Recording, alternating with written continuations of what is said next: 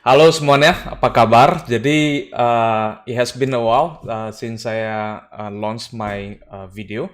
Jadi hari ini kita akan bahas tentang tiga perusahaan dan ini episode 4. Kita akan bicara tentang tiga perusahaan ini, bagaimana saya biasanya menganalisa perusahaan ini dan untuk mencari perusahaan yang paling bagus. Jadi episode ini kita agak akan cerita tentang valuasi dulu. Jadi lebih ke bagian proses investasi di mana kita mencari perusahaan yang bagus. Ini perusahaan bagus atau enggak, dan bagaimana cara kita melihatnya. Dan buat saya perlu sekali kita mengerti satu industri itu seperti apa. Dan kalau kita tidak mengerti, biasanya apa yang saya lakukan, saya akan mengambil beberapa perusahaan dan saya akan membandingkannya. Dan hari ini kita akan membahas tentang tiga perusahaan ini. Oke? Jadi ini video pertama kali saya rekam secara live, tapi nanti di YouTube video ini saya akan take down dan saya akan edit lagi. Nah, tapi buat yang punya pertanyaan atau apa, silakan bisa langsung komen atau cek di bawah. Oke, ntar ya, saya coba.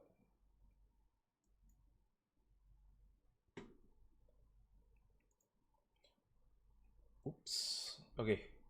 Nah, seperti yang sudah saya katakan, ini yang saya namanya comparable analysis, di mana kita lihat perusahaan yang di satu sektor dan kita bandingkan performance-nya. Nah, tiga perusahaan ini kita akan lihat. Ada Bukit Asam, PTBA kodenya, kemudian ada Adaro, ADRO, dan terakhir ITMG. Ketiga perusahaan ini sektornya sama, yaitu mereka semuanya di batu bara. Dan apa tujuan kita untuk melakukan comparable analysis ini? Nah, pertama kita tentu saja kita pengen mengerti itu bisnis itu seperti apa di dalam hal ini sektor batu bara, dinamikanya seperti apa. Apakah bagaimana bagaimana satu perusahaan itu bisa mendapatkan duit, apakah manajemennya atau bagus atau enggak, itu yang kedua. Kita perlu mengerti kalau satu perusahaan itu bisa cuan, bisa menghasilkan uang, apakah kemampuannya itu diturunkan dari bisnis itu sendiri atau dari manajemen. Jadi misalnya kalau analogi sepak bola, kita bisa lihat kayak pemain Ronaldo atau Messi. Nah, dalam ini kita ibaratnya kita pengen tahu striker ini itu dia bagus. Nah, karena apa? Misalnya kita lihat nih timnya itu misalnya striker itu cetak gol banyak sekali. Nah, kita bisa bilang antara strikernya yang memang bagus sekali atau kebetulan memang dia berada di dalam satu tim yang suka ngoper bola ke dia. Jadi kita harus bisa mengerti kedua hal ini. Karena kalau tidak kita hanya bisa berpaku pada, oh orang striker ini cetak gol banyak. Tapi kita nggak bisa jelaskan kenapa tidak bisa. Kenapa striker ini bagus atau enggak. Dan akhirnya mungkin kita pengen cari striker yang bagus, tapi ternyata dia bagus hanya ketika berada di tim tertentu. Dan yang terakhir ketiga, yaitu kita pengen satu gambaran yang lebih lengkap lagi tentang perusahaan sebelum kita masuk ke valuasi. Nah, saya selalu bilang bahwa ketika kita masuk ke valuasi berbahaya sekali kalau kita langsung loncat ke yang namanya PE ratio, apakah PB ratio tanpa mengerti gambaran atau konteks perusahaannya sendiri. Jadi dengan analisa ini diharapkan kita lebih mengerti uh, nuans atau warna-warna yang ada sebelum kita langsung berpaku pada metrik-metrik tertentu. Nah, yang pertama yaitu di sektor ini adalah margin analysis. Ya, ada tiga yang biasanya saya lihat: gross margin, net margin, dan delta margin. Nah, saya nggak akan cerita konteksnya dulu, saya langsung kasih lihat Excel. Nah, data ini Anda bisa ngambil dari laporan keuangan. Nah, saya sebenarnya jujur saya punya bentar ya. Saya punya satu sheet di mana itu saya menyimpan semua riset saya. Research sebentar ya.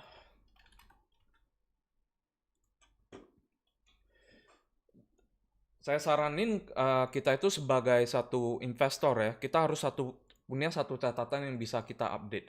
Jadi ini adalah contoh research sheet saya, di mana itu saya memasukin data secara manual.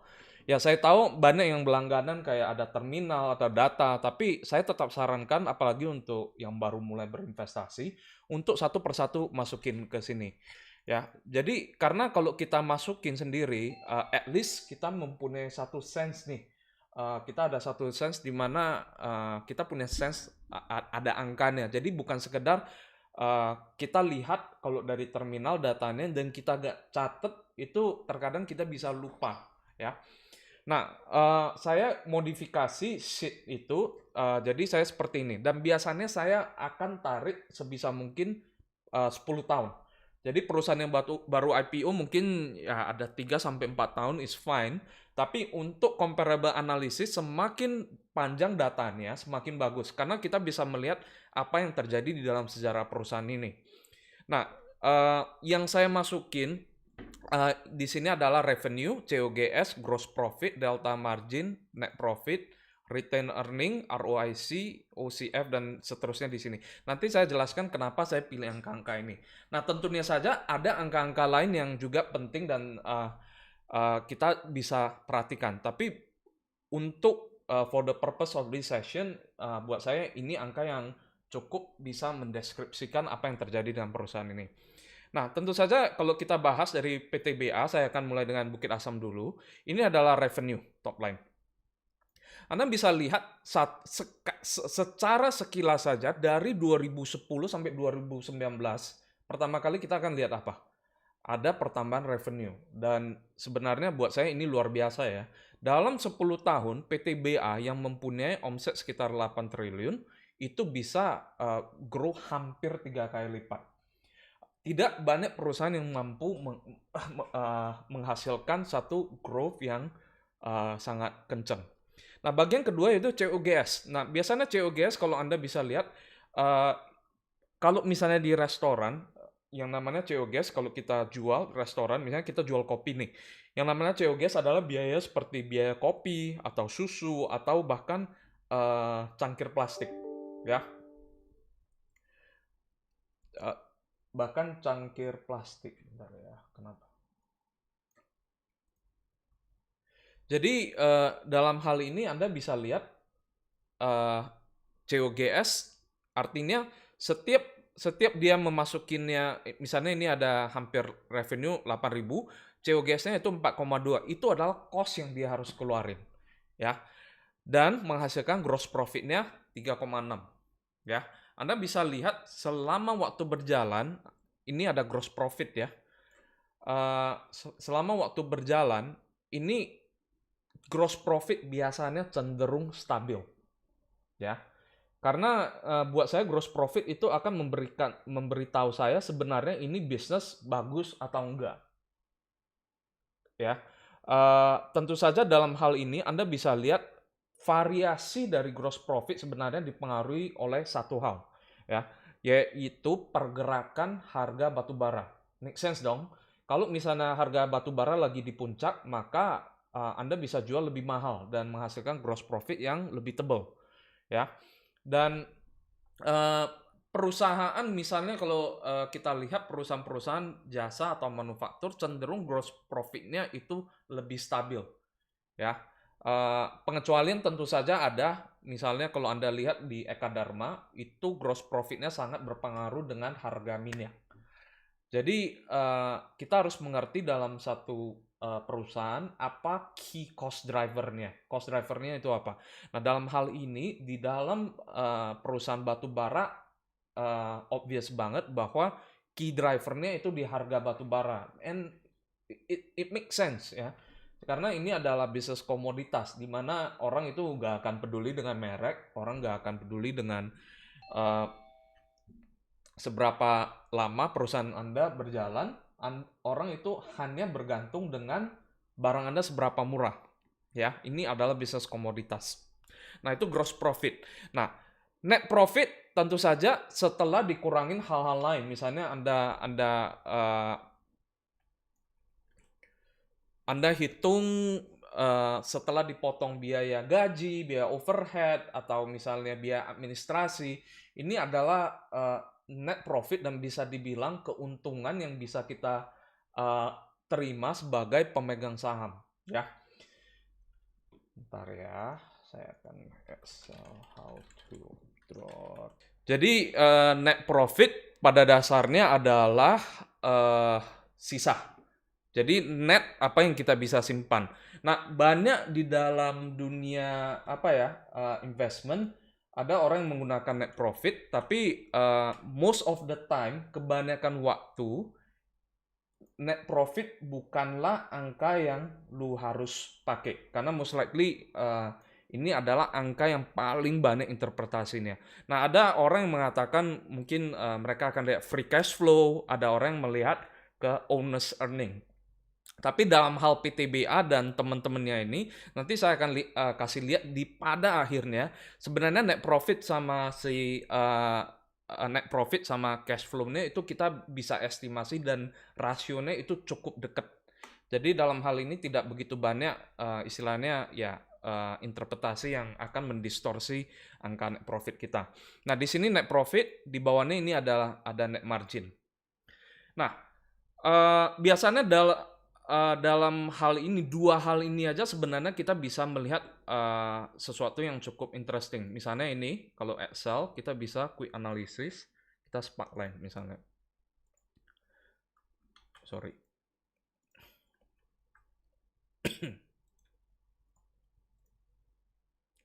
Gross profit. Sparkline.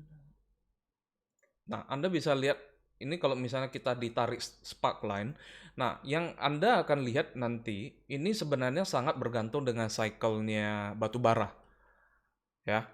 Nah, tapi yang saya mau kasih lihat juga, ini sebenarnya ada yang namanya delta margin. Nanti saya jelaskan ini delta margin itu apa ya.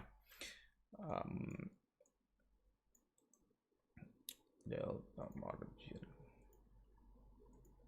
Nah, jadi delta margin Anda bisa lihat sebenarnya ini tidak akan begitu volatile, ya. Nah, delta margin buat saya itu adalah perbedaan margin dari gross dan net. Jadi kalau tadi kita bicara gross profit itu kan bisnis itu sendiri, seberapa bagus nih bisnisnya. Oke. Nah, kalau kita mau lihat manajemennya seberapa bagus, kita tidak bisa lihat dari net margin saja. Karena net margin adalah ujung-ujungnya kontribusi setelah dipotong biaya COGS itu sendiri, kemudian dipotong biaya dari manajemen. Jadi untuk melihat berapa persen yang di-incur oleh manajemen, kita perlu mengurangin kita perlu mengambil gross margin dengan net margin, kita lihat diferensialnya. Makanya di sini saya sebut delta margin. Nah, dari angka ini semua, saya akan tarik average-nya. Nah, pada dasarnya average Anda bisa, buat saya itu 10, karena ini 10 tahun ya. Jadi average itu buat saya cukup oke untuk mengestimasi perusahaan ini seperti apa. Nah, delta margin Anda juga bisa lihat average-nya di 18%. Jadi bisa dibilang perusahaan ini secara gross dia menghasilkan gross profit sekitar 38%. Ya. Kemudian dari 38% itu dikurangin biaya manajemennya. Nah, tentunya itu jadi 20% di sini. Jadi saya sudah punya gambaran akan perusahaan ini. Ya. Nah, coba kita lihat dengan understanding seperti ini, kita lihat perusahaan kedua, yaitu Adaro. Nah, di sini kita udah bisa melihat gross margin Adaro itu di angka 28%. Anda bayangin ya, tadi PTBA 38%, sedangkan Adaro itu 28%. Nah, artinya apa? Belum apa-apa saja, itu PTBA sudah mempunyai 10% advantage dibanding Adaro. Ya.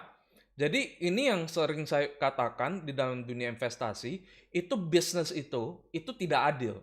Jadi tidak peduli, orang bisa bilang, "Oh, kalau kita harus cuan banyak, kita harus kerja keras dan lain-lain." Tapi dalam kenyataannya ada bisnis yang mempunyai cost advantage yang ya kita kita nggak bisa jelaskan apakah karena dia kerja keras atau nggak. Tapi ini purely cost basis PTBA itu lebih rendah, ya, 28%. Nah, gimana kalau manajemen? Karena kalau kita bilang manajemen, Adaro itu adalah salah satu perusahaan yang dikagumi dari manajemen. Nah, di sini kita lihat delta marginnya itu 18%. Nah, tadi Adaro itu berapa? Anda lihat. Nah, Adaro itu di 18% juga delta marginnya. Jadi sebenarnya buat saya, kalau kita bicara manajemen, mau PTBA atau misalnya, atau PTBA atau Adaro, itu secara manajemen, itu nggak beda jauh.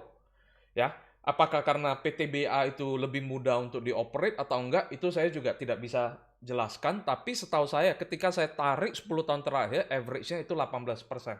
Jadi, buat saya sebenarnya PTBA dan Adaro manajemennya menurut angka ini tidak beda, ya.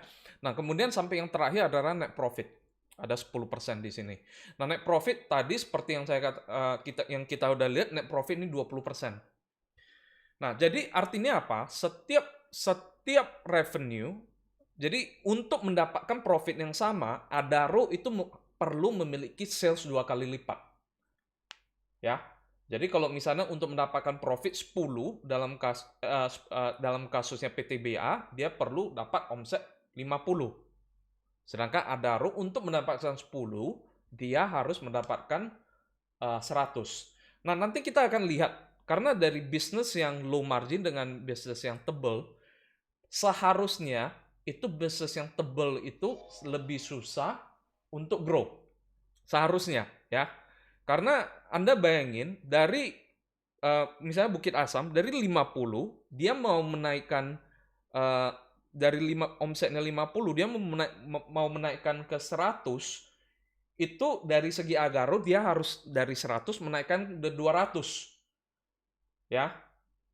Nah, secara persentase sama, tapi Anda tahu kalau Anda seorang sales, ya, orang yang menjual 100 juta, dia harus jual dari 100 juta, dia harus naik ke 200 juta, dengan orang yang sudah omsetnya 1M, dia harus naikin ke 2M.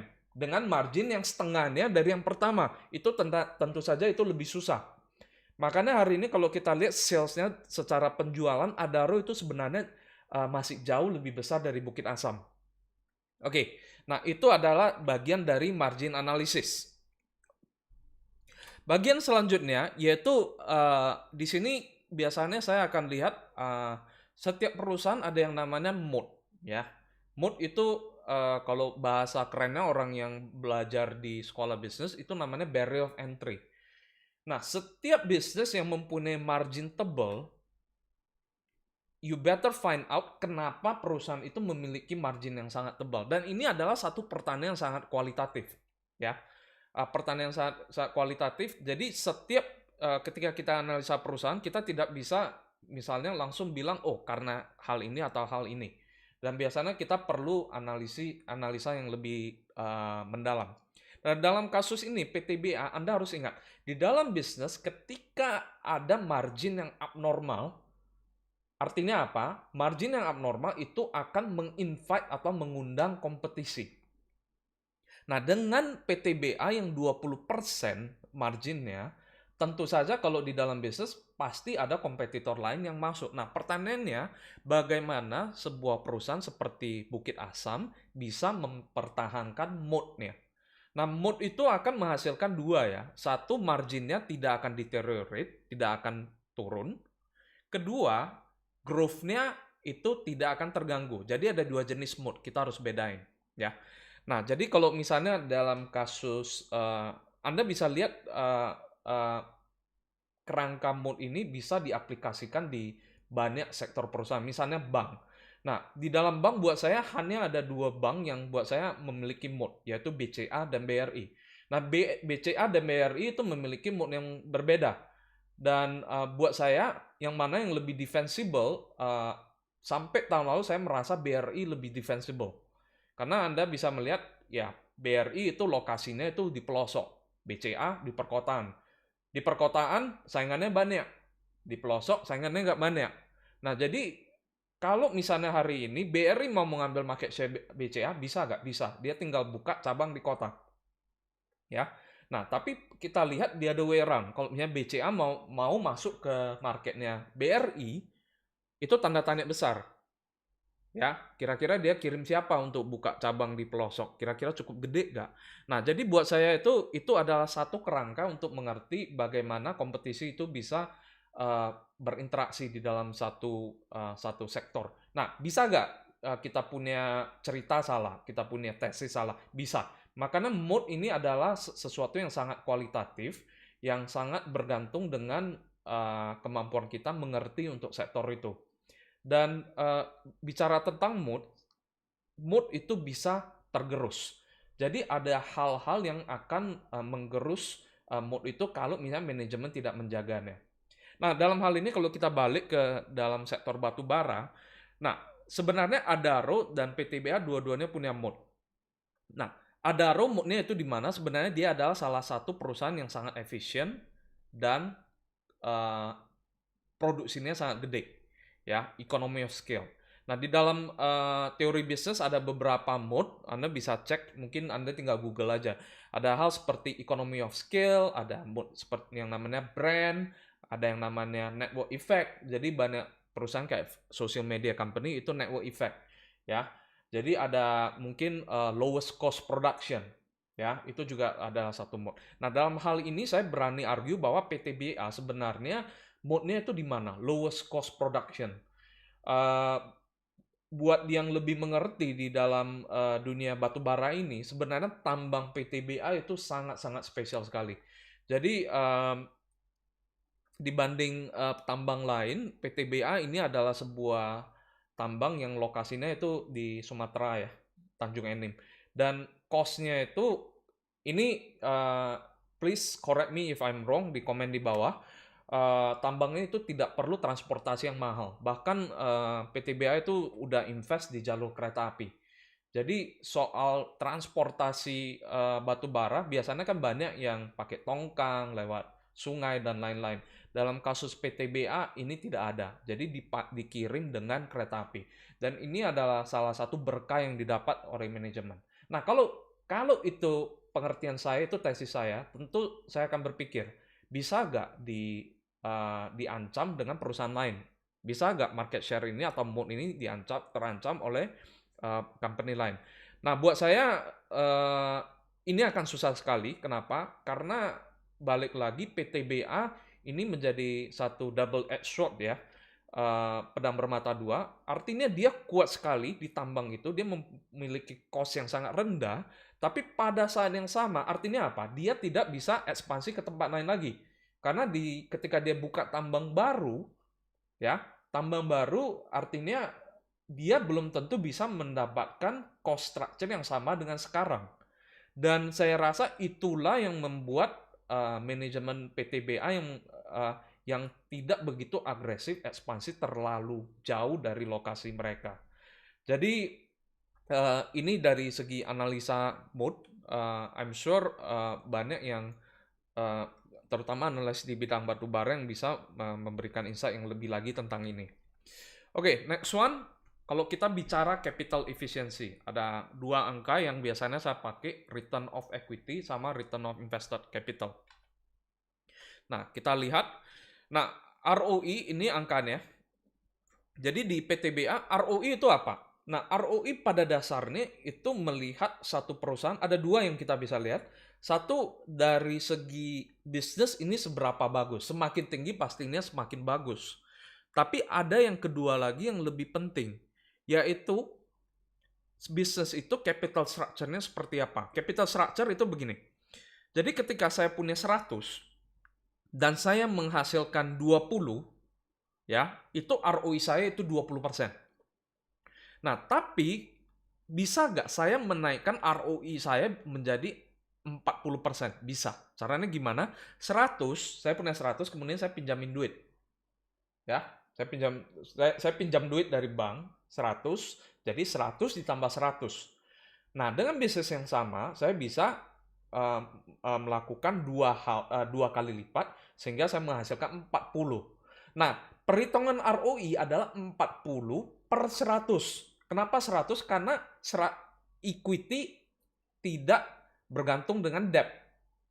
Jadi ada kalanya ROI tinggi, pertama kali yang biasanya saya cek apa? Debt levelnya. Kalau debt levelnya tinggi, saya biasanya akan hati-hati. Ya.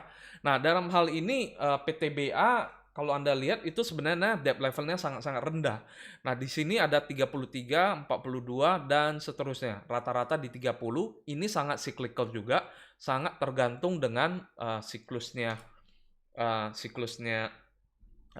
batu bara. Nah, sedangkan kita lihat Adaro di sini sekitar 13 sampai 15. Ini ada sempat 24. Nah, ini 24 seharusnya di PTBA juga tinggi. Nah, ketika Adaro 24, dia itu 42%. Nah, puncaknya di tahun 2011. Nah, tadi saya lupa bahwa ada satu lagi yang ITMG di sini. Ya. ROI-nya itu sekitar 26%. Ya. Jadi ITMG sebenarnya juga tidak kalah sama PTBA. Nah, coba kita lihat dulu ya. Tadi di ITMG, Anda bisa lihat gross profit-nya itu cukup rendah ya dibanding dengan PTBA. Tapi delta marginnya ini yang buat saya 14%. Benar ya. Net profit 8%. Oke. Nah, artinya kalau kita bicara manajemen, ITMG itu sebenarnya paling efisien karena dia hanya konsum sekitar 14% di sini. Ya, dibanding PTBA dan Adaro yang 18%. Oke. Tadi balik lagi ke ROI dan ROIC. Nah, ada angka kedua yaitu ROIC. Buat saya angka formula yang diajarkan textbook itu sebenarnya perlu dimodifikasi. Tapi for the purpose of the session hari ini, saya akan pakai angka yang biasanya kita langsung tarik dari terminal, angka textbook. Nah, ROIC itu apa? Pengaruhnya adalah ROIC ketika bisnis itu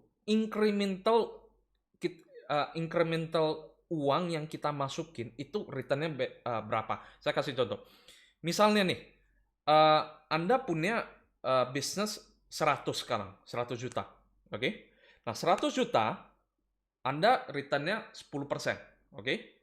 Nah, sekarang pertanyaannya, Anda masukin 100 lagi ke dalam, returnnya itu berapa? Jadi incrementalnya itu 100. Tadi udah ada 100, incrementalnya 100. Nah, kalau Anda bilang ketika Anda masukin 100 lagi, dan bisnisnya tidak menghasilkan apa-apa. Artinya apa? 0. Return of investor capital-nya itu 0. Jadi untuk tambahannya itu 0. Ada nggak bisa seperti itu? Ada. Ya di mana bisnisnya misalnya restoran. Satu restoran yang Anda masukin duit lagi ya nggak guna sebenarnya. Misalnya satu ruko 1 M. Anda masukin 100 juta ke dalam. Nggak ngaruh. Mungkin dalam kasus restoran Anda harus masukin 1 M lagi. Nggak bisa cuma 1/10 dari modal yang Anda tempatkan. Nah, ini penting untuk apa? Ini untuk mengestimasi company ini kalau masih grow, ketika kita masukin capital lagi, apakah return-nya masih bagus? Karena kita sudah berhubungan dengan yang namanya pertumbuhan. Yang namanya growth itu tidak is not free. So we need to pay for the growth. Nah, kalau company di mana ROIC-nya negatif, itu tidak boleh lagi dimasukin duitnya. Artinya apa? Uang itu yang didapatkan perusahaan harus dibalikin. Nah, dalam hal ini Anda bisa lihat, itu retained earning, itu PTBA per 2019 itu semakin turun retained earning. Nah, jadi di sini kalau misalnya perusahaan yang misalnya udah mulai turun, Anda harus bertanya-tanya kenapa ini perusahaan semakin banyak mengeluarkan duit dari perusahaan. Karena idealnya di dalam perusahaan yang return-nya bagus, itu kita mau mereka itu duit itu jangan dikembalikan. Kalau bisa jangan dibagiin deh dividennya. Kalau bayangin Anda kalau partneran sama seseorang ya berbisnis, dia bisa return kasih Anda 20-30% per bulan. per tahun, ngapain Anda tarik duit Anda? Nah, ini satu pemikiran yang terkadang sangat counterintuitif ya.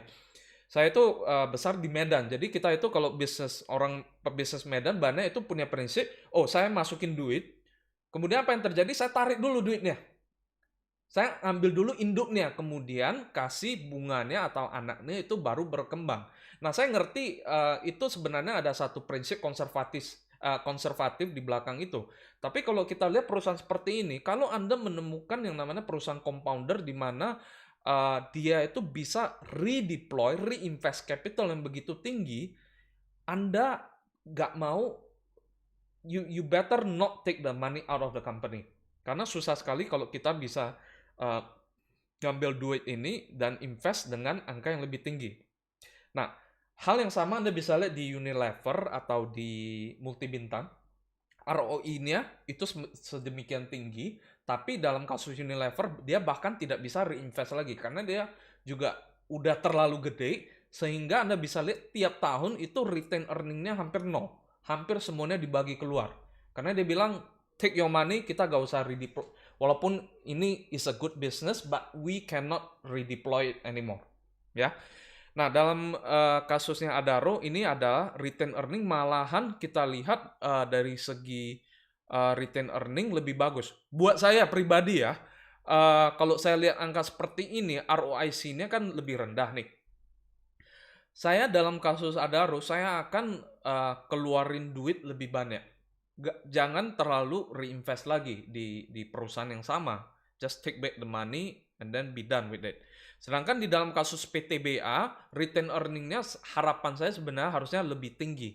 Anda lihat di 3 tahun terakhir ini, bahkan tahun lalu ini merupakan satu hal yang cukup anomali ya.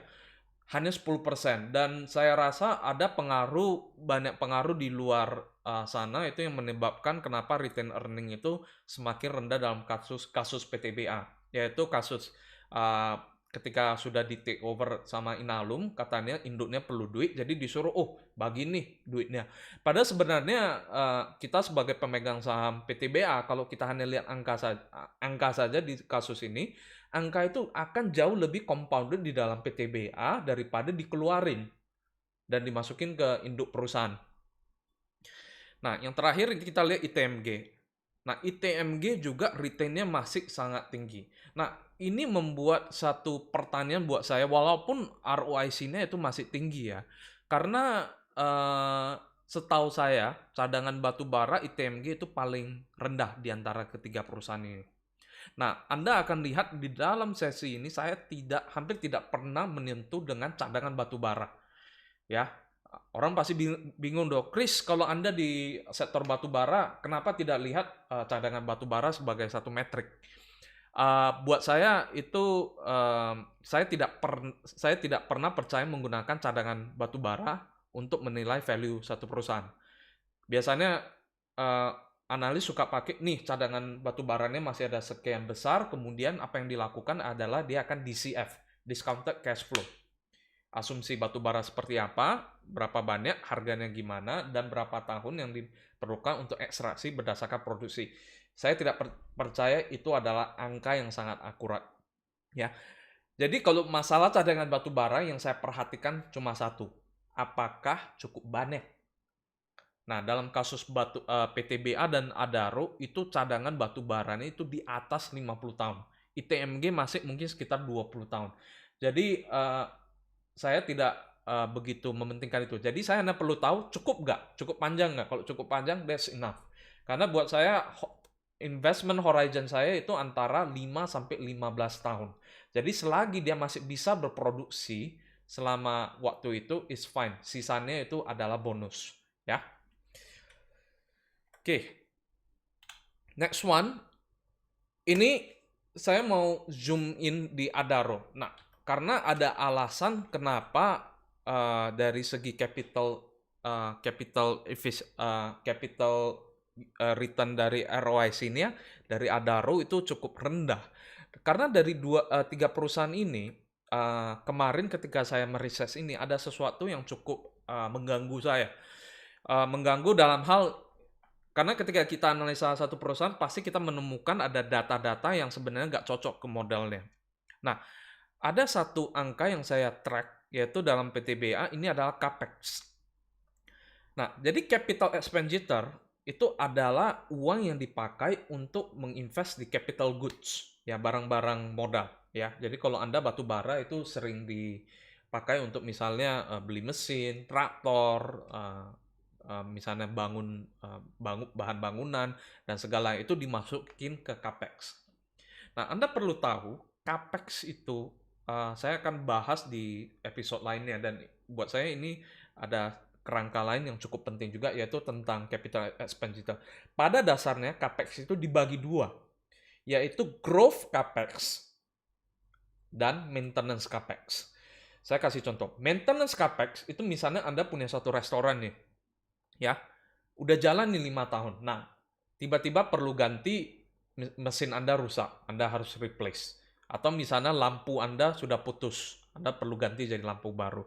Nah, segala sesuatu yang Anda expense untuk memaintain revenue yang sama, itu namanya maintenance capex. Ya, jadi Anda harus keluarin itu. Kalau tidak, itu misalnya ada barang rusak, misalnya mesin atau oven Anda rusak, Anda tidak bisa generate revenue itu lagi. You cannot maintain it. Nah, yang kedua yaitu growth capex. Growth capex adalah capital expenditure yang Anda harus spend in order untuk revenue Anda bisa bertumbuh. Nah, misalnya restoran Anda omsetnya 1 M. Sudah hit limit. Nah, Anda mau naikin jadi 2 M, bagaimana? Anda buka restoran baru. Nah, di restoran baru Anda ngapain? Beli lampu, beli mesin, beli oven, dan lain-lainnya. Nah, jadi Anda lihat kadang hal yang sama itu mungkin itu dikategorikan di hal yang berbeda.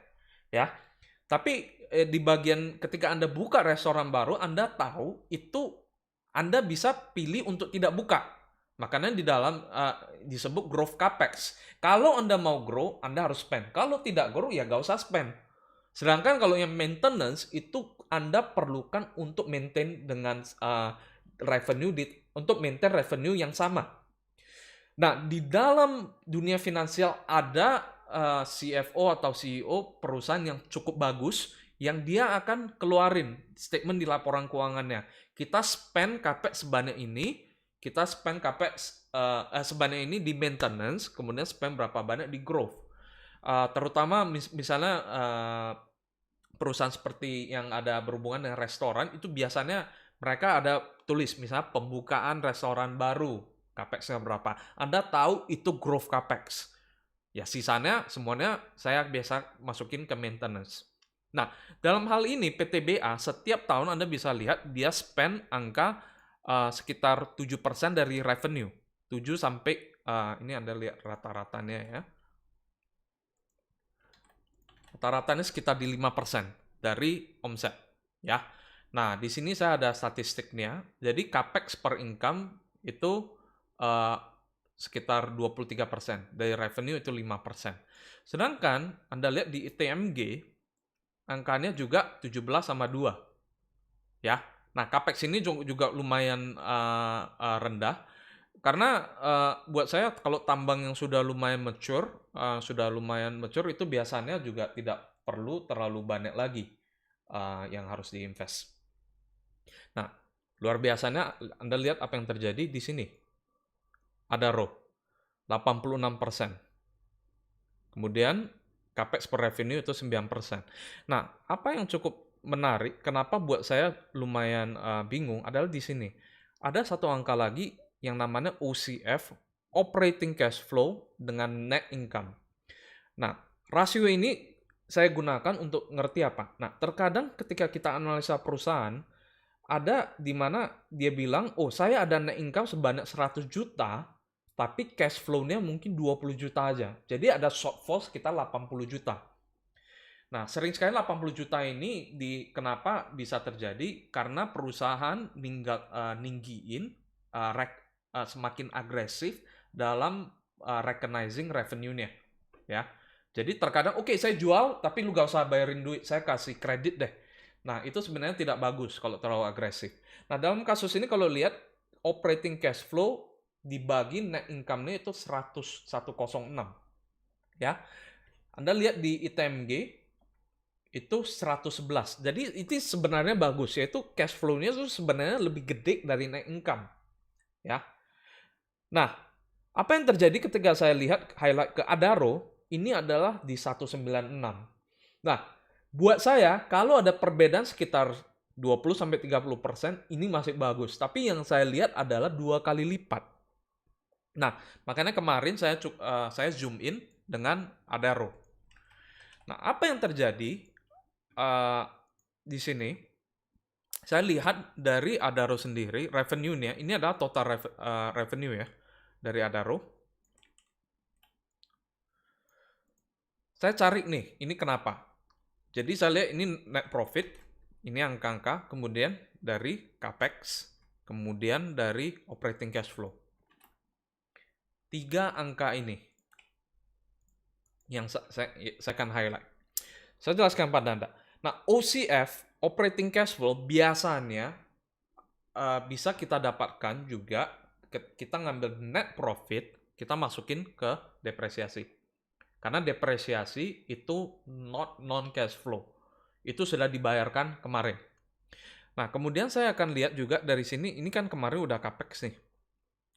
Tapi saya ada tambahin ini, angka yang saya tracking. Nah, dalam long run, kalau perusahaan itu datanya cukup panjang dan Anda dalam perusahaan yang stabil, itu depreciation akan mendekati capex. Kenapa? Depresiasi itu bisa dibilang sebagai maintenance capex, ya, dalam long run, ya. Nah, dalam hal ini Anda lihat angka ini 2.900 sama 2.500 itu sebenarnya tidak jauh beda. Nah, ketika capex itu capex lebih gede dari depresiasi, artinya di tahun yang lebih dekat, yang recent years ya, artinya dia ada invest lebih banyak. Nah, hampir semua OCF per netnya ini bisa di-explain oleh amount of capex yang di-spend. Makanya dari sini Anda lihat ya, di dalam kasus PTBA saya masukin angka baru lagi, yaitu OCF over net income tambah capex. Anda lihat ketika Anda lihat di sini, ini angkanya 106%. Kemudian ini 105% dan di sini 95%. Nah, jadi angka ini berarti saya bisa menemukan dan ini saya bisa terima kalau memang perbedaan seperti ini, ya. Jadi tujuan kita analisa terkadang untuk beberapa perusahaan yang berbeda, yaitu kita mulai mengerti bagaimana satu perusahaan itu, tiap perusahaan di dalam sektor yang sama itu memiliki economic dynamic yang berbeda. Ya. Nah, jadi buat saya kesimpulan saya sejauh ini adalah dari 3 perusahaan ini, kalau dibilang dari segi perusahaan mana yang paling memerlukan banyak modal, itu sebenarnya Adaro. Very, very capital intensive. Nah, implikasinya kemana? Implikasinya ketika Anda mempunyai capital needs yang sangat berat, itu akan berpengaruh ke growth. Ya. Nah, dalam hal ini Anda bisa lihat, buat saya maintenance capex itu Adaro itu sedemikian tinggi. Makanya pertanyaannya, kalau dia mau grow, Anda harus masukin growth capex on the top of this maintenance capex. Biasa apa yang terjadi? Bagaimana cara mereka bisa grow? Mereka akan grow dengan akuisisi, cari perusahaan tambang lain atau lokasi tambang lain yang memiliki ekonomi yang lebih bagus. Ya, dalam hal ini Anda bisa lihat sendiri. Tadi kita bicara tentang growth. Anda lihat ada Bukit Asam dari 8.000 itu langsung dari 20.000 dalam 10 tahun. Kita bandingin Adaro 2.700. By the way, ini semua angka itu masing-masing beda ya. Adaro dalam USD, PTBA dalam kalau tidak salah dalam rupiah.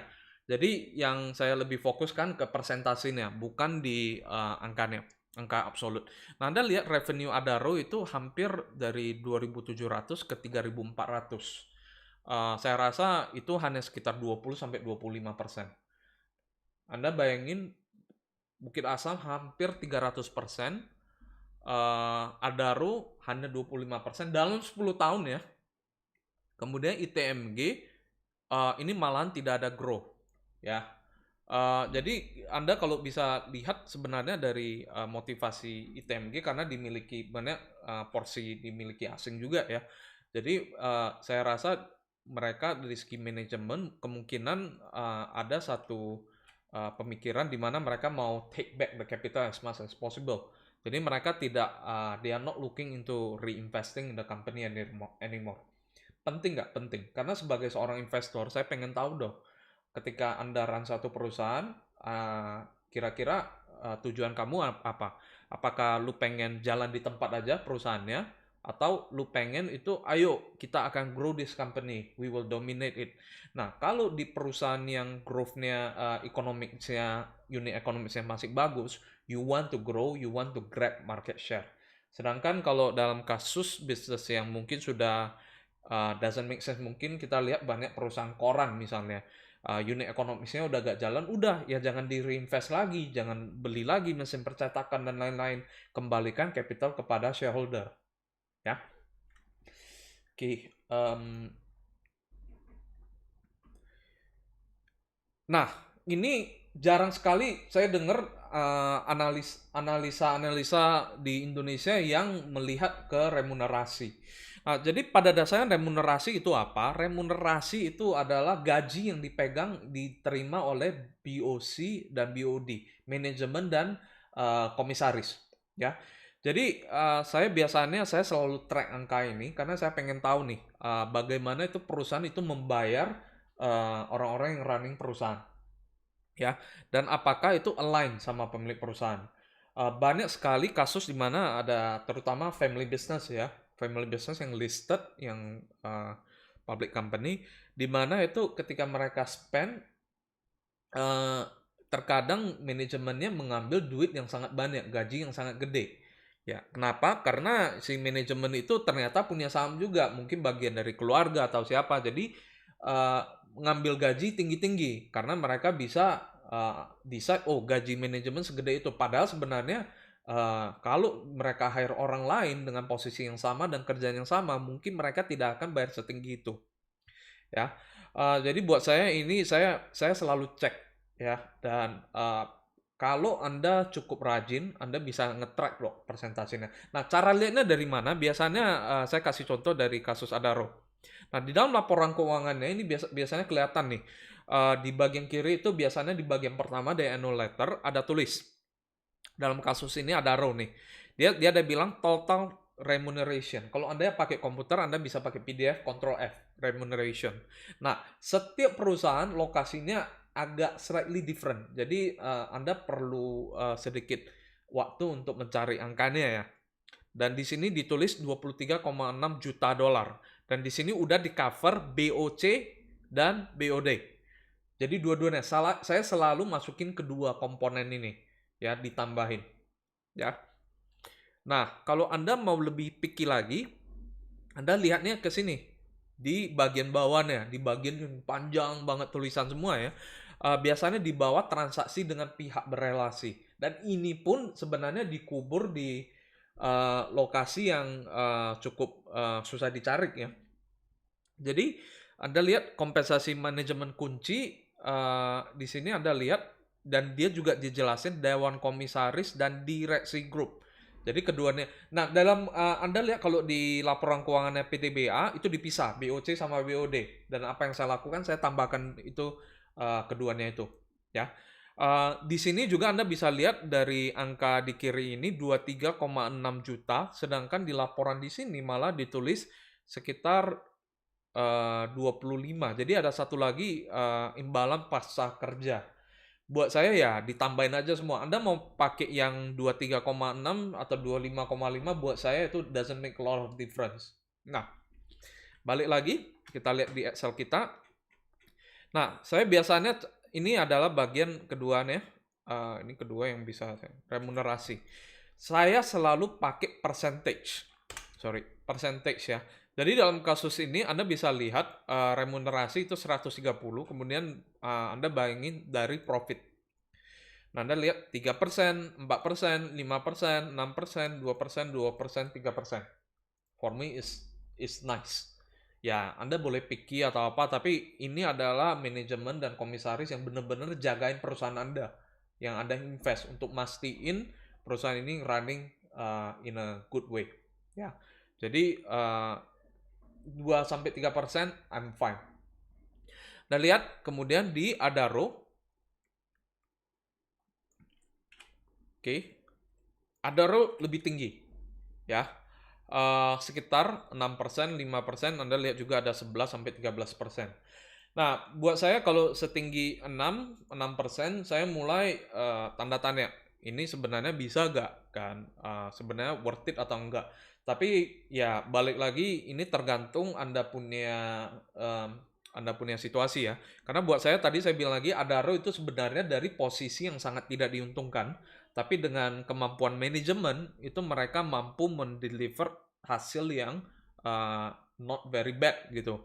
Jadi dalam hal ini ya manajemen Anda mau reward, buat saya sekitar 5-6% itu ya nggak ada yang salah. Ya, tapi balik saya ini lebih buat saya itu PTBA manajemennya lebih murah. Bagus nggak? Bagus. Tapi kasus Adaro manajemennya ya fair. Oke. Kemudian yang terakhir ITMG. Nah, ITMG Anda juga bisa lihat di sini saya juga belum dapat ya angkanya. Tadi saya bilang agak susah dicari karena harus cari satu persatu. Biasanya saya akan ambil beberapa poin aja. Nah, dari sini kita lihat persentasenya itu 1-2%. So, it's okay. Nah, ada kasus di mana perusahaan seperti pengalaman saya ya. Mungkin Anda bisa lihat Roti kalau tidak salah. Roti Indosari, ini mungkin saya bisa kasih lihat Roti. Nah, ini saya sempat track ya.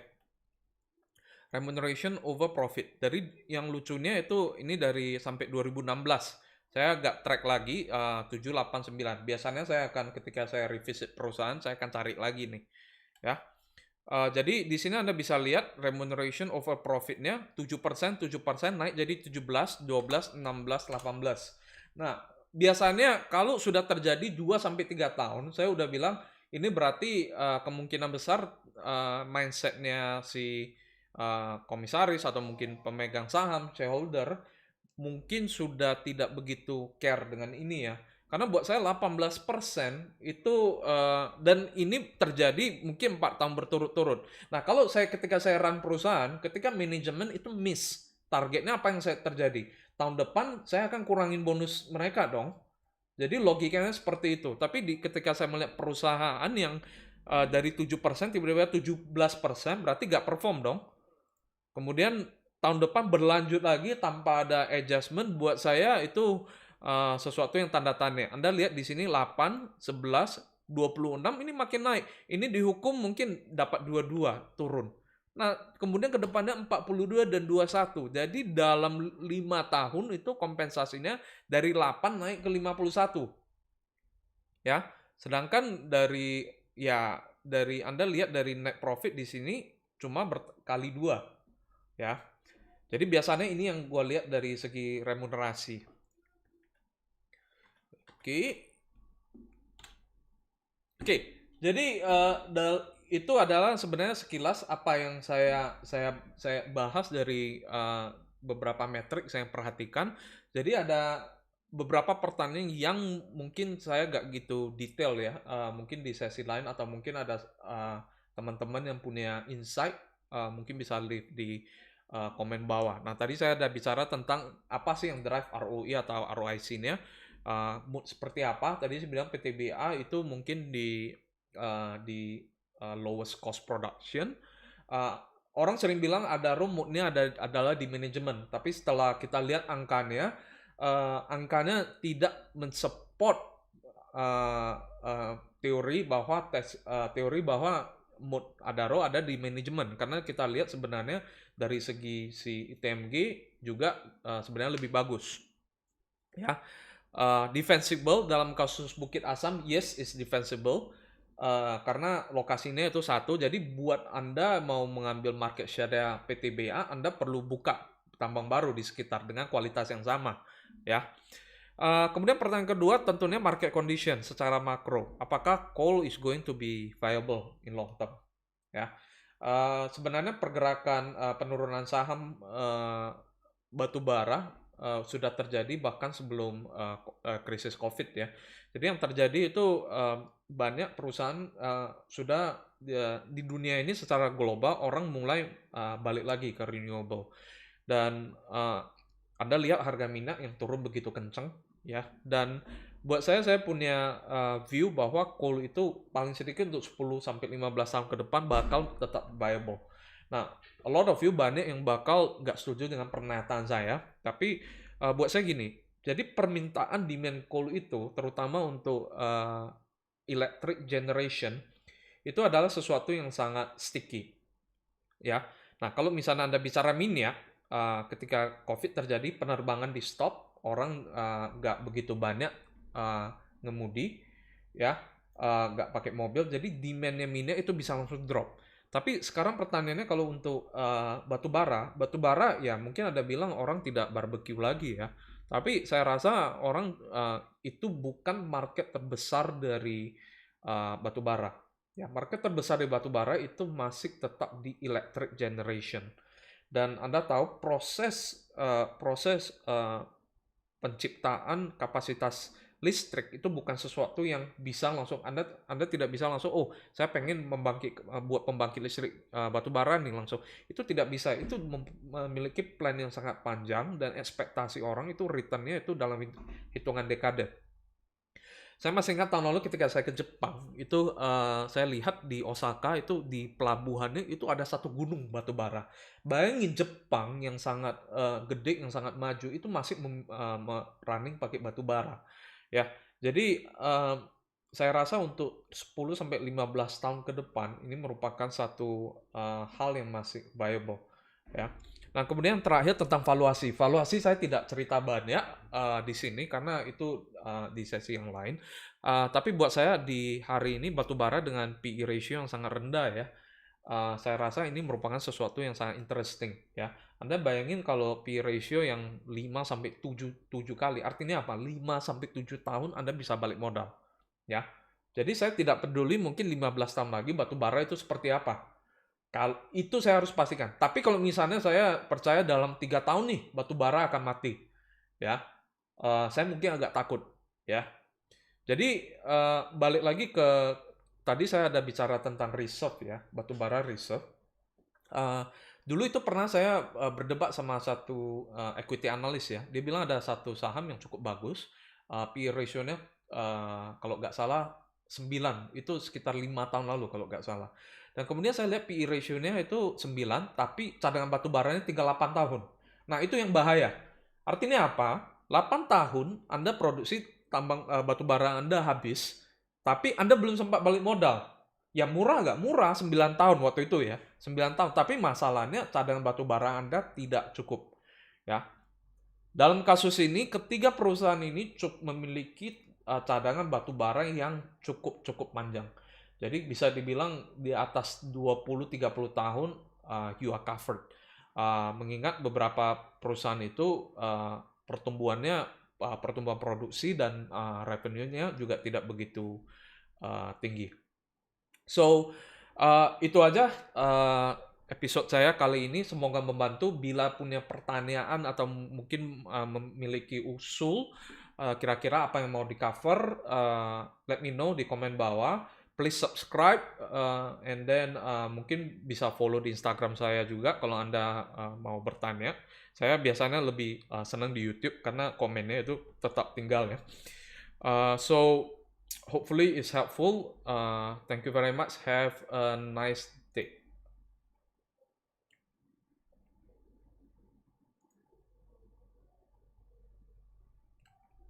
Oke, yang di Zoom kalau ada pertanyaan atau apa, saya udah berhenti nih recordingnya. Kalau ada pertanyaan atau apa, mungkin I will be here. Oke, ada yang tanya, ada lihat di YouTube juga ya. Oke, yang di YouTube ada yang tanya nih, yang Zoom juga ada ya. Bentar saya.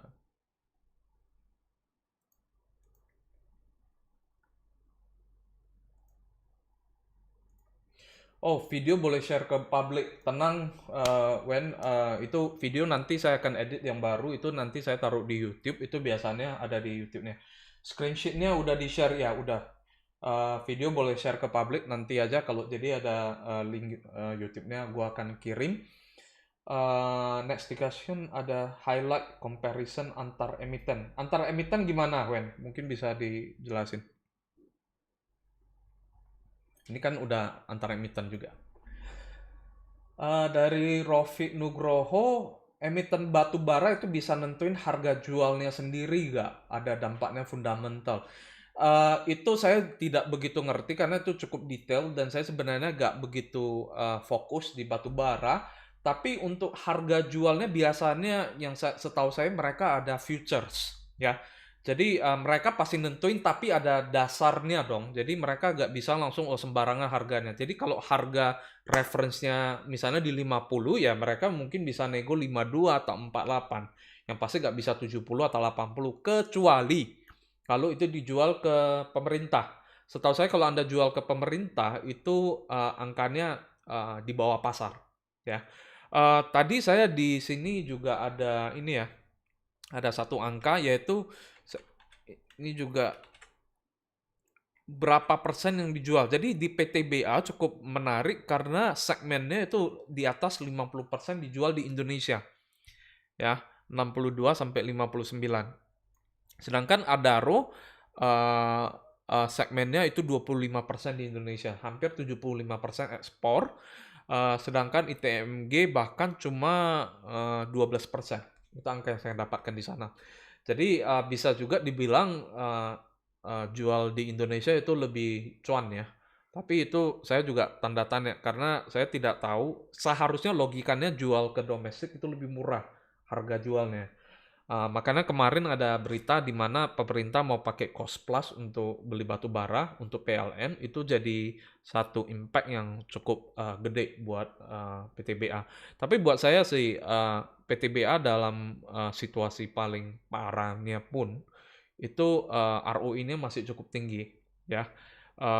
Jadi ini perusahaan yang benar-benar buat saya itu tidak ada nomor duanya ya. Pertanyaannya kenapa bisa murah? Ya tentu saja banyak hal ya, apakah kondisi pasar dan semuanya. Makanya buat kita investor yang jeli itu kita bisa lihat perusahaan seperti ini.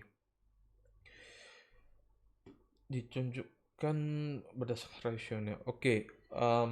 Kemudian kalau misalnya ini oke, ada pertanyaan kapan waktu yang tepat bisa akumulasi emiten batu bara agar dapat memperoleh peluang gain yang tinggi. Apakah saat batu bara dengan jatuh-jatuhnya? Nah, ini buat kalian mungkin ada satu sesuatu yang intuitif ya. Saya lupa saya dapat di buku mana. Jadi PE high low. Jadi biasanya secara normal ya, orang bilang PE ratio tinggi itu kita harus hati-hati. Ketika PE ratio rendah, kita harus lebih agresif. Buat saya itu make sense ya. Jadi semakin tinggi PE ratio artinya semakin lama kita balik modalnya. Tapi kalau misalnya dari perusahaan seperti ini ya, emiten batu bara ini, justru ketika PE ratio rendah kita harus hati-hati. Ya, kenapa? Karena ketika PE ratio rendah, biasanya cycle-nya lagi di atas. Ya, cycle-nya di atas, artinya PE ratio kan sesuatu yang terjadi di masa lalu ya. Jadi angka yang kita pakai itu kemungkinan besar itu masih sangat tinggi angkanya, sehingga PE ratio-nya kelihatan rendah. Kita harus hati-hati. Nah, kalau Anda tidak percaya, Anda bandingkan ketika PTBA itu di angka 4 ribuan, Anda bandingkan ketika dia jatuh ke 2 ribuan, itu sebenarnya PE ratio-nya tidak berubah banyak, masih tetap murah. Tapi dari segi harga, Anda bisa loss 50%. Nah, ini ada sesuatu yang sangat counterintuitive. Jadi hati-hati aja, jangan langsung memikirkan bahwa PE ratio rendah atau tinggi itu menjadi keputusan Anda untuk berinvestasi. Buat saya itu PE ratio itu sangat sebuah rasio atau metrik yang sangat dasar atau basic. Jadi kalau kita pakai itu jangan membabi buta kita pakainya. Kita harus lihat konteksnya. Kapan bisa akumulasi? Saya tidak bisa jawab karena itu tergantung Anda. Kalau Anda hari ini 100% cash ya, Anda akumulasi 30-40% ya terserah Anda. Tapi kalau Anda sekarang sudah 95% duit Anda di saham, tentunya itu proses akumulasi itu beda ya situasinya. Jadi akumulasi buat saya itu nanti ada topiknya tersendiri di portfolio sizing atau asset allocation. Ya. Ada yang bilang telat, ya sorry telat, ya nggak apa-apa karena tadi saya announce-nya juga lumayan telat tadi. Saya tiba-tiba saya pengen rekam tapi saya mikir ya udah kita coba buka live testing. Nah, cyclical stock apa worth it untuk value investing? Ini pertanyaan dari Herbert Collins. Cyclical stock buat saya itu ya sebenarnya semua saham itu bisa diinvest at the right price. Ya, bahkan ada orang yang mengatakan perusahaan yang suka corporate governance-nya nggak bagus, bisa nggak untuk value investing? Ya bisa, kalau harganya itu cocok. Nah, cuma buat saya pribadi, saya akan menghindari saham-saham tertentu, kayak misalnya yang corporate governance-nya nggak bagus, ya saya nggak akan terlalu perhatikan. Ya, tapi kalau cyclical stock, saya tahu ada orang yang lebih fokus mungkin ke Buffett style of investing ya. Jadi mereka gak akan lihat cyclical stock. Tapi Anda tahu gak, Buffett juga pernah invest di komoditas. Anda bisa lihat sejarahnya Buffett itu dia dulu kalau gak salah beli perak.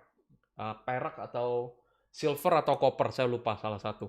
Tapi jadi buat saya itu jadi investor jangan terlalu dogmatis. Karena aset itu banyak sekali jenisnya dan kita perlu mengerti kemampuan kita itu di mana.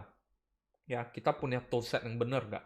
Jangan pakai misalnya kerangka untuk saham-saham long term compounder dan kita invest di perusahaan cyclical. Itu nggak akan jalan. Anda pasti salah. Atau misalnya Anda dengan mindset komoditas, Anda apply ke compounder. Tidak akan. Karena saham-saham komoditas, dia ada saatnya turun. Kan? Nah, kalau saham-saham compounder seperti mungkin di Indonesia seperti BRI, BCA, hampir tidak pernah Anda punya kesempatan ketika dia turunnya banyak sekali. Karena secara kualitas ini saham ini, perusahaan ini growing terus. Sedangkan komoditas itu adalah sesuatu yang mati. Ya, jadi buat saya semua field itu tergantung Anda sendiri. Anda harus mengerti strength Anda di mana. Buat saya masih terus belajar ya. Karena saya pengennya lebih ke Buffett compounding company, tapi unfortunately dalam karir saya masih majority return saya itu derive dari permainan Graham, perusahaan-perusahaan cyclical itu. Oke, bener gaji besar kerja gak ada. Ini mungkin dari saya bikin, saya agak bisa, itu pertanyaan mungkin agak membingungkan. Bener gaji besar kerja gak ada. Mungkin maksudnya gaji besar tapi gak perform ya. Ya tentu saja banyak di dalam perusahaan banyak yang seperti itu. Tapi apakah ini berlaku di Adaro atau di PTBA itu saya rasa perusahaan ini ketiga-tiganya itu ya cukup bagus lah manajemennya. Dan saya rasa ada manajemen yang jauh lebih parah dari tiga perusahaan ini. Buat saya tiga manajemen ini is not bad. Jadi ketika mereka digaji juga saya rasa dengan perusahaan segede itu tanggung jawabnya kan semakin besar. Ya, dan orang-orang di dalam jajaran manajemen itu bukan orang-orang sembarangan juga. Jadi buat saya itu lihat nama-nama di sini orang-orangnya ini bukan orang sembarangan ya. Oke,